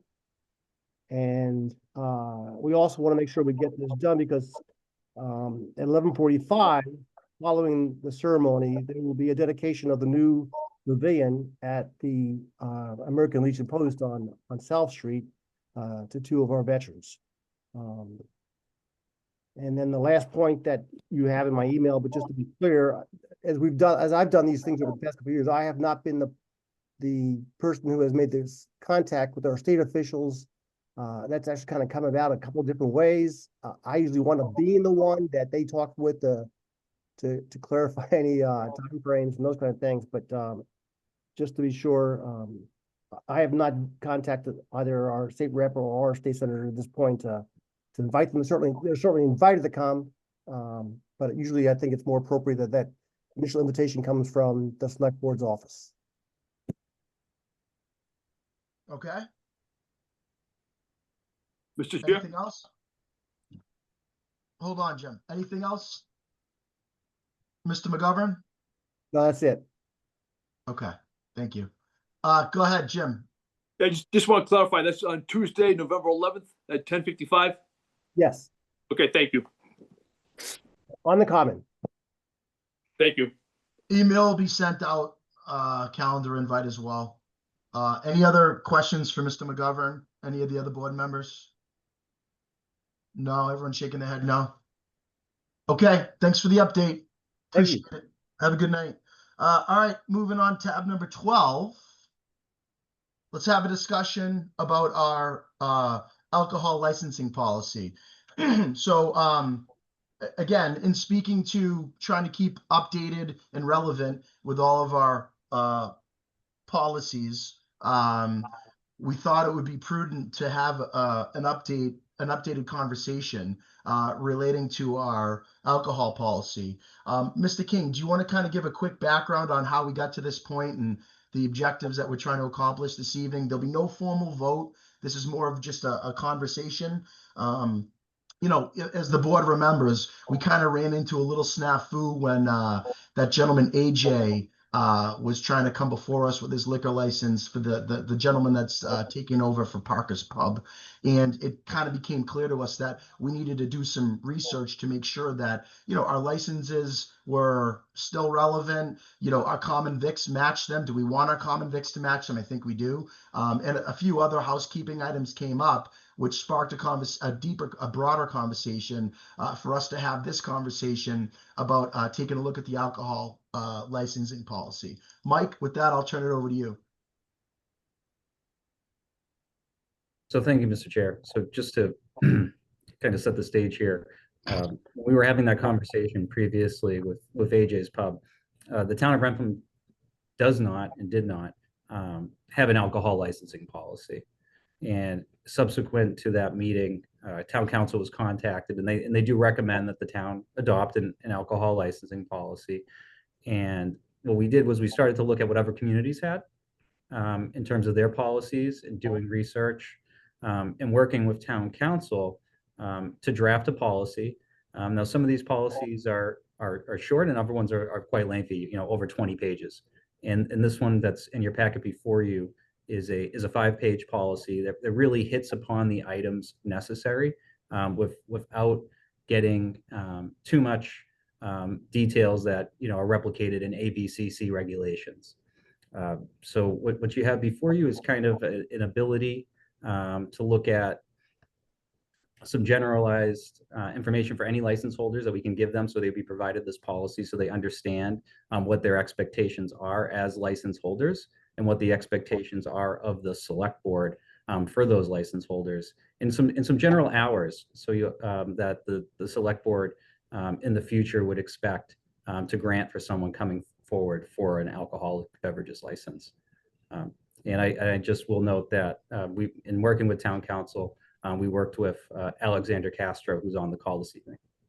Thank you, Mr. King. I also just want to add something too, that we're not suggesting that we make changes to any of the existing licenses. I think those can be discussed upon renewal. This is more of new licenses coming to town. There's some other things that we have the town council looking into about grandfathering, and say we have a grandfathered license that goes to the business goes to sell. We want to find out if we can then make the new owner abide by the new policy instead of just guaranteeing them that their policy will be grandfathered in from before. So what we're doing here is we have a lot of great owner operators in town that have done nothing wrong, and we don't like rewarding people that have done nothing wrong by, you know, making changes to their license or their common vic. We're not trying to do that at all. We're just trying to make sure there's transparency, there's consistency moving forward, and then we can take the one-offs if there's a conversation that needs to happen. If there's a common vic that might not line up with the alcohol license, that's obviously a major problem. Say someone's common vic is, you know, earlier in the morning, and their liquor license is earlier in the morning, and the common vic is until noontime. Well, then you have a problem, because technically your liquor license states you can open early, but you can't have a lot of these licenses, Mike, correct me if I'm wrong, the on-site, you cannot serve booze without serving food, right? So it puts a problem there. So we're trying to look at some of this stuff, and we're very cognizant that this is a sensitive topic. So if any of your constituents reach out to you, please just note, we're just trying to look and see what we have, consistency, transparency, not looking to make any changes to any of the existing license holders. Did I sum it up, Mike? You did, Mr. Chair. Thank you. Okay, do we want to, and I will say that I looked at some of these other towns' license policies, and some of these other towns that town council shared with us, these things were like 300 pages, guys. They were absolutely ridiculous. They got into like the definition of a pint, the definition of a tall beer. Like, this is all stuff I don't think we need to do. We just need something that puts some general information out there, and it's recommended by town council that we do adopt the policy. So with that being said, I'll turn it over to Attorney Castro, and then I'll open it up to the board members for any discussion that you might have. Yeah, please. you know, I appreciate the brevity of the policy you guys chose. It really depends on the town and what the, you know, the local licensing authority wants. But also know that at the end of the day, you know, it's Chapter 138 and the ABCC regulations that govern. And I think the policy you guys gave me that I revised and gave back to Mike did a good job reflecting some of the essential elements of, you know, the ABC Chapter 138 and the ABCC's regulations as well. Also, importantly, as far as the grandfathering issue, you know, section 20, section 2, subsection 25 specifically, I think that was a really good section to have in that, you know, while these, you know, regulations do apply to all licensees, you still reserve the right, notwithstanding the regulations, to put conditions on individual licenses. So you don't really limit yourself by implementing this policy. So yeah, I mean, if there are any questions, I thought it was nice, short, sweet, did what you guys wanted. Again, I know in the beginning we gave you the broadest, but I think it was 25 to 300 pages, a little much, but you know, I like concise policies myself. The purpose is to inform the public, so why complicate it? I was very impressed that there was not a purpose section. I think those are superfluous. I'm happy to open this up to any questions or concerns. I know grandfathering was one. Mike asked some more specific questions too, as far as transferring. Now, when a license is transferred, you hold the hearing as if you're granting a new license. So in that hearing, you can put new conditions on the license, so long as they're not arbitrary and capricious, right? And you consider the statutory requirements under Chapter 138, Section 23 being the public need, safety, public need, how many establishments do you have, the type of establishments. You just have to have a really good reason and be able to articulate it in imposing different conditions on it. But I know that was a concern as well. And Mike, or if any members of the board want to ask any questions, I'm happy to help. I'm going to open it up to the board members right now. Attorney Castro, I apologize. I maybe was a little bit pontificating on the 325 page stuff. No. Listen, no. We'll blame that one on Lisa. She said throw everything at them in the kitchen sink in a policy and let them do with it as they will. So we're happy to. It felt like 350 pages. Yeah, it was a pretty brutal one. It was a pretty brutal one, but some boards love it. Some boards love it. Yeah, know? No. Selectwoman Rouse, go ahead. Do you have any questions or comments? No further questions. I think for myself, the grandfathering and then the transferring were my two most important issues that I wanted to make sure were covered. But no, I'm happy we were able to get this in a more concise manner, easy to understand and right to the point. Selectman Anderson, do you have any questions or comments? That's the only comment, Mr. Chair, is I reviewed it. I liked it, and so I'm good to go with it. All right, thank you so much. Selectman Harrington. Yeah, Mr. Chair. So, you know, we had discussed doing this quite a few months ago. And, you know, it's great hard work. I'm glad to see it's come to fruition. I did review it prior to the meeting tonight, and I like the fact that it's specific, short, sweet. Great job. Great effort. Okay, thank you. Selectman Lamoth. Here I go in the weeds, sorry. First, it says official closing hours in the definitions. And is that in conflict with the hours of operations section where, you know, you're saying that you must not serve 30 minutes prior to close? Which section specifically? Sorry. So your first section of definitions, item 5, says official closing hours. Means the time stated in a license when a license must cease dispensing, serving, delivering, and or selling alcoholic beverages. And yet hours of operation says, hey, we need to stop doing that like 30 minutes prior to close. So should there be some reference to the hours of operations just so there's no confusion there? I'm happy to, I can clarify that a little bit. I mean, I don't see those two as in conflict, but I can revise it so I'll make it clearer that there is no conflict between the two. But hours of operation, you know, the time at which you have to stop serving, right, are different, right? And that you can be open and you can be open and someone could still be finishing a beverage. You just can't serve anymore, right? Yeah, but the word serving, delivering, and or selling alcoholic beverages, it kind of just, you got that 10 to 10 or 10 to 1 kind of thing. potentially there. I know, you know, it's more clarified further on in the hours of operation, but I just thought that was. I'm happy to look at that and Yeah. make sure that those two are those two sections are consistent with one another.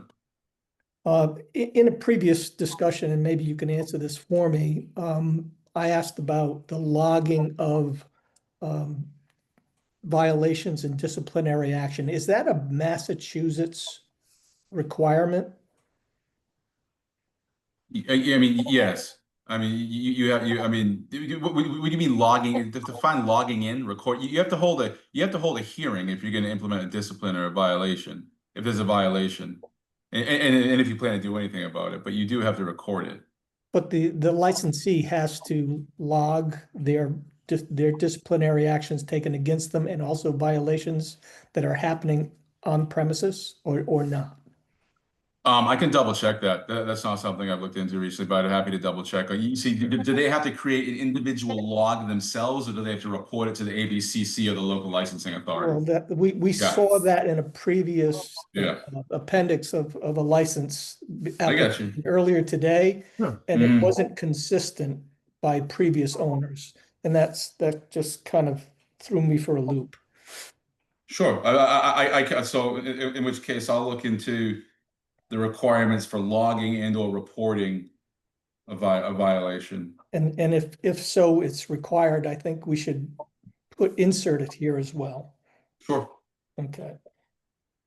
And the only other thing I had that I thought might be an item of debate is, you know, having employees out within 30 minutes versus 60 minutes of close. I mean, that's a tight window if you're cleaning and, you know, and everybody has to get out. That's, you know, that I don't know if it's up for debate, but that seemed kind of tight for me. I think that's totally up to you guys. That's discretionary. Attorney Castro, what do you see normally? 30 minutes or 60 minutes after the closing? I mean, that's pretty standard. All employee. Let me just read. I'm just get my eyes on section 3, subsection 2C. Yeah. No later than 30 minutes after the closing hours, provided, however, that such employees or other hired persons may be on less permits at the time of the permit.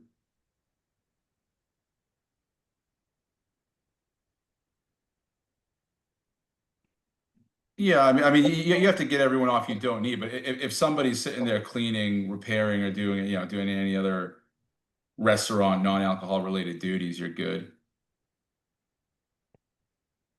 I think that's fine. Okay. I don't think that's going to make it different. But before I was an attorney, believe it or not, I was in the restaurant industry for 10 years. I did everything. I was a dishwasher, on the line, bartender. I think that covers it. I don't think that's going to hinder any restaurant operationally.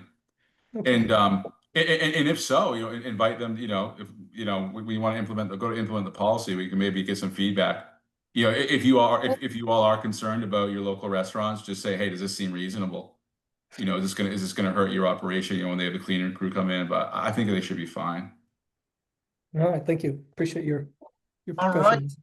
Anything else before we let Attorney Castro go and move on to the next agenda item? No? All right, Attorney Castro, thank you. Mr. Chair, Yeah. it might be helpful for Attorney Castro just to lay out what the process would be for adopting the policy. Okay. Yeah, of course. Just yeah, okay.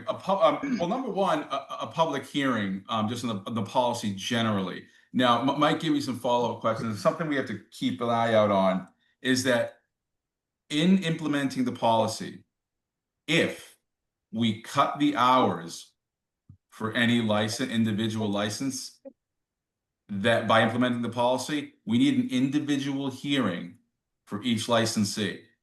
All right, just to give them due process because they have a property interest in their license. And if because of this new policy, for some reason, their license, the hours are going to be cut, they need to have every individual licensee affected has to have their own hearing. All right. And again, if the hours aren't cut or if the license isn't adversely affected in any way, whatever, it doesn't matter. But if it is, individual hearings. Understood. I think Okay. the intent was for us not to touch any of the existing licenses. As obviously as they go to expire, we can, you know, point out any that we might have question or concern with. Yeah. And as long as you have an individual hearing on that to address it on an individual basis, you'll be good. Yeah. And also that subsection 25 also takes care of it, where it says, notwithstanding these regulations, different licenses have their own individual conditions, and that's what controls. So, just keep in mind when implementing these, that's a process we're gonna have to go through. Okay. Is that what you were getting at, Mike? Is there anything else I'm missing? Because I know you and I have been talking as well. So I just wanted to clarify, because, the board's intention was to adopt this policy before renewals. So at the next meeting, in November, the board would post a public hearing on the policy to potentially approve it, and that way this policy could be shared with the renewal packets. So that way, Okay. all the I think license. that, yeah, that works. And like I said, section 25 says the conditions are the conditions. And if you're not gonna, curtail anyone's hours, that's good. And everybody can kind of have their say during renewals. And as long as we don't touch anyone's hours, we don't need these individual hearings, correct? Correct. Yeah, okay. That's fine. Anyone have any other questions or comments about this process? No, I think you've done a great job laying it out. Okay, I'm gonna move on. We're gonna go to thank you, Attorney Castro. We're All gonna right, thank you so much. Have a great Appreciate night. Tab 13. This is a discussion of a water intermunicipal agreement with the town of Plainville. With us, we have attorney Stephen Meltzer and Wrentham resident Jerry LaRusso. I want to apologize to you guys. I know you guys are kind of at the end of the agenda here. You've got my word. I'll make a deal with you. Next time you come on, I'll put you closer to the beginning. Does that sound fair? Okay, good. Attorney Meltzer, do you want to take the lead? Welcome, Mr. LaRusso. Welcome, Attorney Meltzer. Great to have you both with us this evening. Do you want to take the lead, Attorney Meltzer, and kind of explain to us what we're trying to accomplish this evening? And I do want the board to note, there's no vote tonight, no matter what Attorney Meltzer says. No, I'm kidding. This is only a conversation, preliminary conversation. Get the information out. We will be taking a vote in the future, but obviously we want to have a conversation. We want Mike to have a conversation with Brian Noble in Plainville, as if we approve something and they don't approve it, it's kind of a waste of everyone's time. So, Attorney Meltzer, please take the lead and walk us through what we're trying to accomplish. Sure, I'll be very quick. It's pretty straightforward. And I'll tell you up front, since you brought it up, Brian Noble and the town of Plainville are fully on board with this. And what we're talking about is because there is water service in Wrentham on Madison Street, but there isn't water service for Plainville. This would cover an agreement between Plainville and Wrentham, so that Wrentham could provide the water to the residents down Madison Street onto Belcher Street. I would note, and I think you have it in your materials, that this water service is already being provided. And as far as we know, unless it's buried somewhere in some file, there isn't already an intermunicipal agreement with respect to that. The service was previously provided to the property that's marked on that exhibit that I provided to the LaRusso property, which is where we're developing a 30,000 square foot building, which sort of was the impetus to this request. The property where Mazada is now, which is 1 Madison Street, has service now and is getting service from Wrentham. Again, there is no intermunicipal agreement which covers that. The Wrentham Sports Club, which is in Plainville, gets water service from Wrentham. The Pasella building, also in Plainville, gets water service from Wrentham. And the spot where that's marked as High Rock used to have service there. There are water lines there, and that when it was a asphalt plant there, it also had service. We're proposing, and the reason that this came up is because we would like to, at our expense, improve the water lines, basically put in a new water line, because the water lines on Madison Street down to Belcher Street are in terrible condition, are more than decades old. and are in need of that improvement in order to continue to service the properties in Plainville. And so in order to have some comfort that Wrentham would supply the water once we built it, we did start the discussions about having an intermunicipal agreement, which I drafted many months ago just to get the ball rolling, but it would be subject to town council's review from both town of Wrentham and the town of Plainville. So I think that's really the issue and the question in a nutshell. And I think it's really the board, because the town of Wrentham wouldn't be spending any money because it's our money that's being spent to improve the lines. It isn't something that has to go to town meeting, but the agreement between the town of Wrentham and the town of Plainville would have to be approved by both boards of selectmen. And that really covers the town of Wrentham mostly, so that they could maintain these new water lines without having any restrictions, because they are in the town of Plainville and could, if, for instance, one of the property owners stopped paying their water bill, they could come in, town of Wrentham could come into the town of Plainville and shut that water off. So appreciate that summary, Attorney Meltzer. And just to paint a little additional color here, Mr. LaRusso is in a position where he's building a 30,000 square foot building back there. And it's my understanding that, he could run this water line from Madison down, or he could put in a well to service his building. But in updating this water line, he's essentially providing water for all the other businesses over there that aren't current. Is that correct? That aren't currently serviced by the municipal water? Is that a fair statement? Well, they're actually all serviced now by it, Mr. Chairman.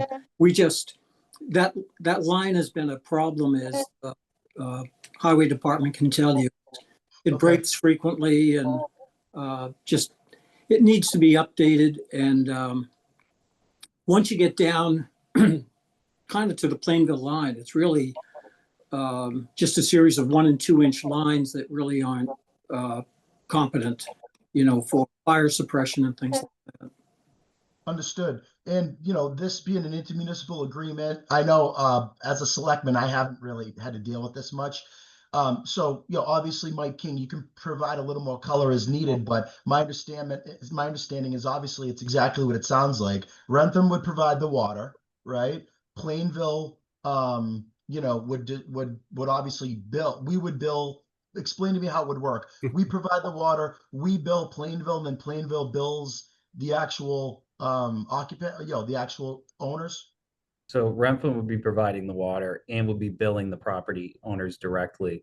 As part of the IMA, Plainville would agree to enforce Wrentham's water rules and regulations on the Plainville property owners, which we currently don't have right now. And so what's the benefit? Explain to the board what the benefit to Plainville is through this intermunicipal agreement. I would say economic development. There's another property involved that has been targeted previously by Market Basket. My understanding is that fell through, but it's a desirable parcel, and bringing a water line there would make it more attractive. Understood. And what size water line do we have to bring? I'm assuming, it sounds like there's a very small line there now, albeit in horrible shape. What size line is Mr. LaRusso is proposing bringing down? There's Jerry, you want to go ahead? Yeah, we're bringing a 12-inch line down to as far as where the Sportsman's Club connects. And then from there, it's an 8-inch line. The 12-inch line is really being provided.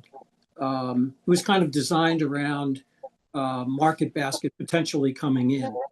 And a 12-inch line will really accommodate anything they're ever planning on building there.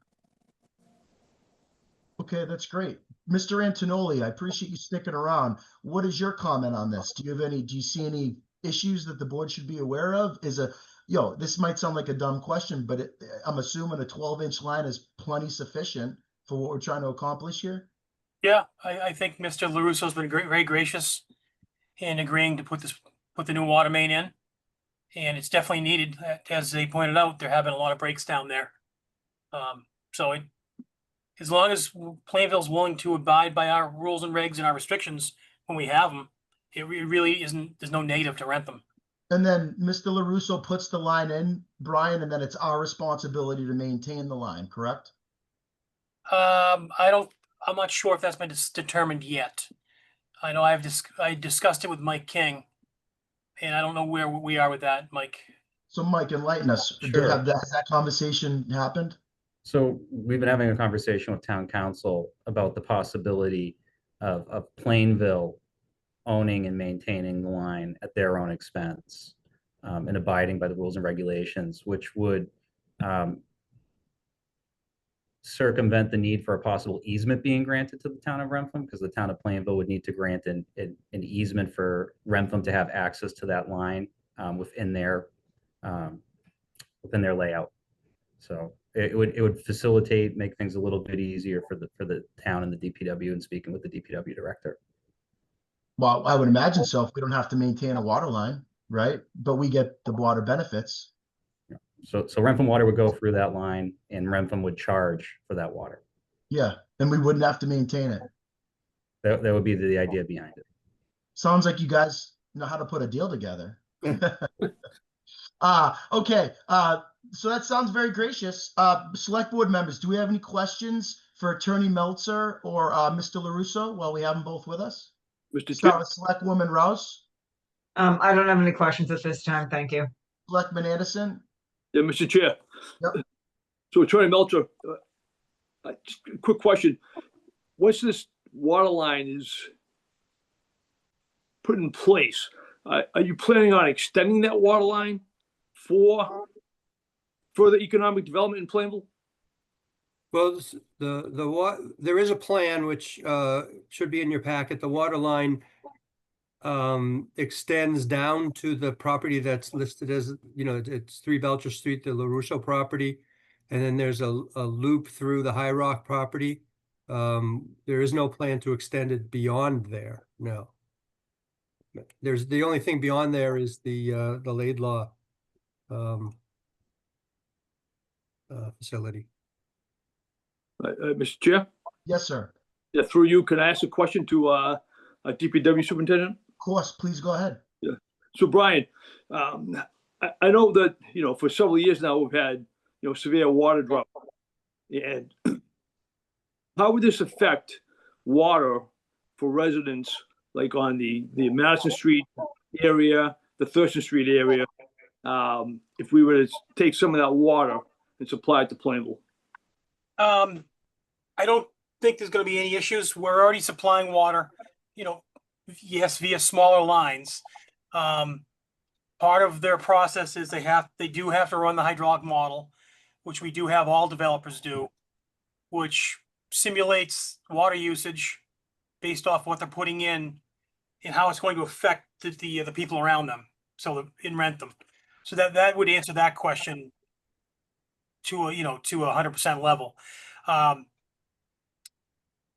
But it's not, Mike and I had discussed also when the agreement goes through, that if there were to be a change in use for the building, like if they're building a warehouse, for example, and all of a sudden 10 years down the road, the property gets sold and it becomes a housing unit or something like that, or in the water use changes, we've discussed having a qualifier in the agreement that if their water use changes due to change in use, then we would have to reassess this in terms of what they're paying.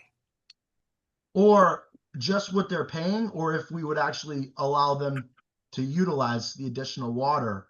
To your point, a warehouse uses a certain level of water, a 300-unit apartment building uses another level of water. So that should be discussed as well if it hasn't been. Mr. King, do you have any comments on that, or? So the idea behind the IMA would be to give the town a lot of discretion and flexibility in allowing future connections or change of use, right? So the process would flow through the select board, right? Because the IMA would recognize the current circumstances, but if those circumstances change, then there should be a process that the select board gets to reassess. And and that's what we're kind of putting into the IMA to address these kind of situations, should they arise. I think that's prudent. Selectman Anderson, does that answer your question? It does. One more further question, if you don't mind, Mr. Chair. Yes, sir. Go right ahead. This is maybe either Brian or for Mike. I know we're putting a water tower down the west end, but wasn't there some talk about putting a water tower down this end of the town as well, especially in light of the potential housing that would be going in through the state? I don't, there's nothing concrete that's been discussed for that end of town for a tank that I can recall, Selectman Anderson. I know our water master plan doesn't really mention a tank in that end of town. I had heard, some we would call them rumors about talk about maybe trying to find another location, but I've never heard anything concrete. Okay, thank you. Yeah. And no further questions, Mr. Chair. All right, good questions. Selectman Harrington. You're on mute, Billy.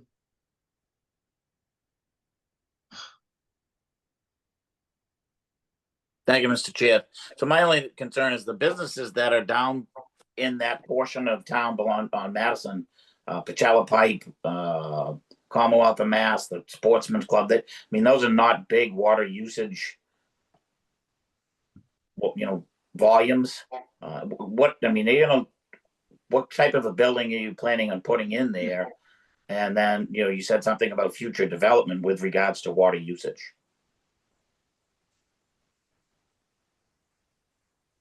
Who's the question directed at, Bill? Either the attorney or Mr. Yeah, Russo. I'll take it. The current use that we're building is really a warehouse. It's a business that rents out aerial lifts and equipment like that. So it's not a big water user. The big driver in all of this is to have proper sprinkler systems. Any sprinkler system probably requires either a 6-inch line or an 8-inch line. And we just simply can't provide the proper fire control without updating the water lines. Okay, thank you. Okay, Selectman Lamoth. I'm good, thank you. Okay. So I want to thank you both for coming on this evening. Thank you for giving us, summary of what we're trying to accomplish down there. I think the board's asked some relevant questions. I think we'll, follow up with our town manager, Mike King. He'll have a follow-up conversation with Brian Noble, and we'll see if we can get everything hammered out and get you on an agenda in the near future. Is there a rough, Mike? Have we talked about a timeline to get them back on after after we finish our due diligence with town council, Brian Noble, get these guys back on for a vote? Yeah, we would be looking at in November. Okay, great. That sounds good. Mr. LaRusso, Mr. Meltzer, do you have anything further for the board? Not at this time. Thank you. No, I'm great. Thank you. All right, great to see you both. Have a good night. Thank you. At this time, we're going to go to tab 14. It's the public comment section of the meeting. Doesn't look, we have a couple people on. Residents who wish to participate in public comment will be allotted 2 minutes to speak and must state their name and address for the record. At the start of the comment, a timer will be sent via message from Amanda Vazzapolo. It should be visible on the top of the screen, and an alarm will chime when the time is up. At this time, I'm going to open it up for public comment. Would anyone like to address the board? Give a couple seconds here. 5, 4, 3, 2, 1. Okay, we're going to move on to the town manager's report, which is tab 15. Mike, go right ahead. All right. Thank you, Mr. Chair.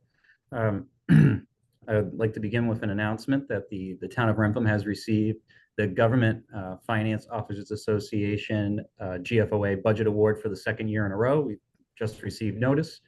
This is a national recognition and is a significant achievement and reflects Wrentham's commitment to meeting the highest principles of governmental budgeting. Thank you to the finance team led by Finance Director Christine Dupress and department heads for ensuring Wrentham meets nationally recognized guidelines for effective budget presentation. That's great news. Great. Update on the town hall electric vehicle charging stations. The EV chargers located in the parking lot behind town hall are now operational. There is one charger with 2 ports, allowing 2 vehicles to be charged simultaneously. This project has been accomplished at no cost to the town, similarly to the center lot electric vehicle chargers that recently came online. And then my last town manager update is on the Route 140 stormwater improvement project. So the Route 140 stormwater management improvements project to improve water quality at Lake Archer is nearly complete, and the contractor will be demobilizing soon. The project is funded via a state earmark and included the installation of 3 infiltration basins to manage drainage and reduce flooding on 140. Thank you, Mr. Chair. Thank you. Does anyone have any questions or comments for our town manager, Mike King? Mr. Chair? Yes, sir. Yep, Mike, that 140 for the water, does that include Red Dam? So that was to address stormwater runoff over by Nikki's, flowing into Lake Archer specifically. Okay. Good. Do we have an update on Red Dam?